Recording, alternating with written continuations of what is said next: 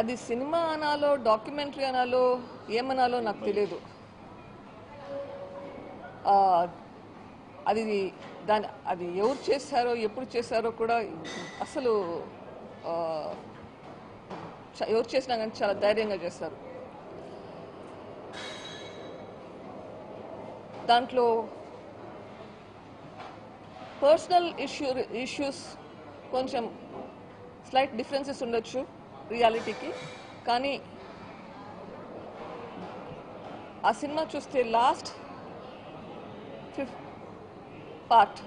Half an hour చూస్తే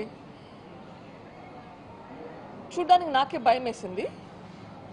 భయపడ్డా, కళ్ళు మూసుకున్నాను, చూడలేకపోయాను. కానీ యాక్చువల్గా అయితే గన రియాలిటీని తలుచుకుంటే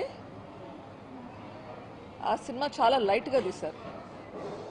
రియాలిటీ ఇంకా చాలా ఘోరంగా ఉంది.